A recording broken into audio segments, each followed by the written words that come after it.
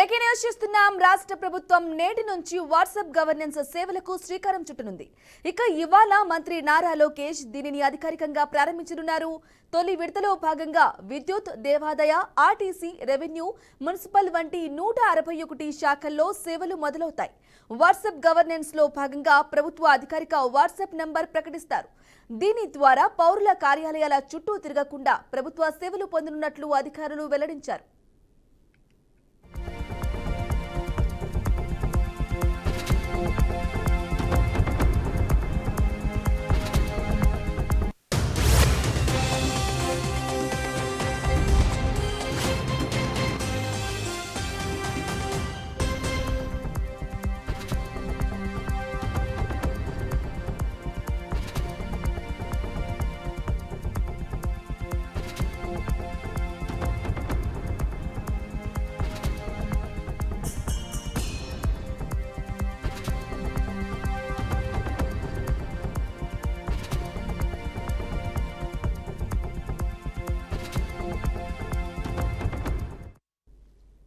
Breaking news చూస్తున్నాం. రాష్ట్ర ప్రభుత్వం నేటి నుంచి వాట్సాప్ గవర్నెన్స్ సేవలకు శ్రీకారం చుట్టనుంది.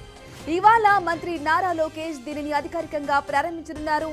ఇక తొలి విడతలో భాగంగా విద్యుత్, దేవాదాయ, ఆర్టీసీ, రెవెన్యూ, మున్సిపల్ వంటి 161 శాఖల్లో సేవలు మొదలవుతాయి.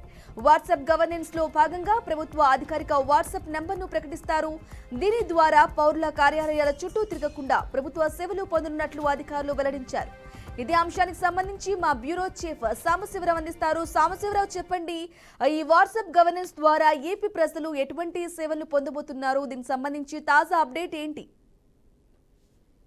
రాష్ట్ర ప్రభుత్వం ఒక సంచలన నిర్ణయమే తీసుకుందని చెప్పుకోవాలి. రాష్ట్ర ప్రభుత్వం నేటి నుంచి వాట్సాప్ గవర్నెన్స్ సేవలను శ్రీకారం చుట్టనుంది. అయితే ఇవాళ మంత్రి నారా లోకేష్ దీన్ని అధికారికంగా కూడా ప్రారంభించనున్నారు. తొలి విడతలో భాగంగా విద్యుత్, దేవాదాయ, ఆర్టీసీ, రెవెన్యూ, మున్సిపల్ వంటి 161 శాఖల్లో సేవలు మొదలవుతాయి. వాట్సాప్ గవర్నెన్స్ అనే భాగంగా ప్రభుత్వం అధికారిక వాట్సాప్ నంబర్ ప్రకటిస్తారు. దీని ద్వారా పౌరులు కార్యాలయాల చుట్టూ తిరగకుండా ప్రభుత్వ సేవలు పొందనట్లు కూడా అధికారులు అయితే వెల్లడించారు. ఎందుకంటే ఇప్పుడు గతంలో ఏదన్నా పని కావాలంటే ఖచ్చితంగా ఆ ప్రభుత్వ కార్యాలయాల చుట్టూ వెళ్లాల్సి వచ్చేది, అర్జీలు పెట్టాల్సి వచ్చేది. అర్జీ ఎంతవరకు పెట్టారు, ఏం పెట్టారు అనేది కూడా ఎవరికి తెలిసే పరిస్థితి కాదు. ఎందుకంటే ఆ అధికారి అక్కడే దాన్ని నొక్కి పట్టించడం, అదేవిధంగా కొన్ని అలా అనుకూలంగా ఉన్న వాటిని చేయడం, కొంతమందిని తిప్పించుకోవడం, ఇట్లా రకరకాలుగా ప్రజలు ఇబ్బందులకు గురవుతున్నారని చెప్పేసి కూడా ప్రభుత్వం భావించి ఈ వాట్సాప్ గవర్నెన్స్ అనేది కూడా తీసుకురావడం జరిగింది. అయితే ఈ మొత్తం పూర్తి స్థాయిలో కూడా, ఎందుకంటే నిన్న ముఖ్యమంత్రి చంద్రబాబు నాయుడు కూడా దీని సచివాలయంలో పూర్తి స్థాయిలో సమీక్షించారు. రాష్ట్రంలో వాట్సాప్ గవర్నెన్స్ సేవలను ప్రభుత్వం ప్రవేశపెడుతున్నట్టు కూడా ఈ రోజు నుంచి ప్రవేశపెడుతున్నట్లు కూడా చెప్పారు. అయితే ఈ వాట్సాప్ గవర్నెన్స్ ఐటీ శాఖ మంత్రి నారా లోకేష్ అయితే దీన్ని ప్రారంభిస్తా ఉన్నారు. అయితే మొత్తంగా 126 సేవల్లో ఏదన్నా మనకి దాంట్లో సమస్య ఉన్నా, ఎక్కడన్నా ఏదన్నా వాళ్ళు అర్జీ పెట్టుకోవాలన్నా వాళ్ళకు రావాల్సిన రేషన్ కార్డు కావచ్చు, లేకపోతే కుల ధృవీకరణ పత్రాలు కావచ్చు, ఈ రకంగా రెవెన్యూలో కానీ విద్యుత్తులో ఏమైనా సమస్య ఉన్నా కానీ ఇట్లాంటి ఏదైనా సమస్య ఉంటే నేరుగా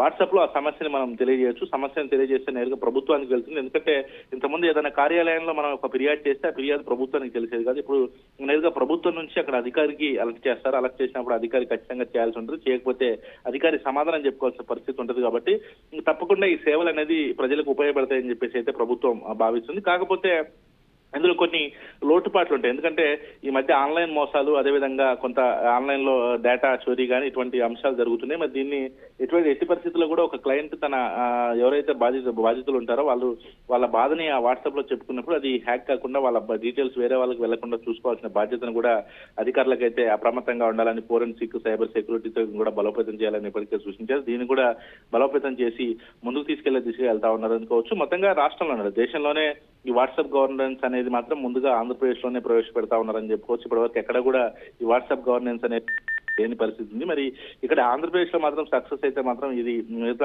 మిగతా రాష్ట్రాలు కూడా ఈ వాట్సాప్ గవర్నెన్స్ అనేది అవలంబించే అవకాశం అయితే కనబడతా ఉంది. మరి ఈ రోజు ఈ యొక్క వాట్సాప్ గవర్నెన్స్ ని ప్రారంభిస్తున్నటువంటి నేపథ్యంలో మరి ఇది ఎంతవరకు సక్సెస్ అవుతుంది, ప్రజలకు ఎంతవరకు చేరువవుతుందని మాత్రం కొంత వేచి చూడాల్సిన అవసరం అయితే కనబడతా ఉంది.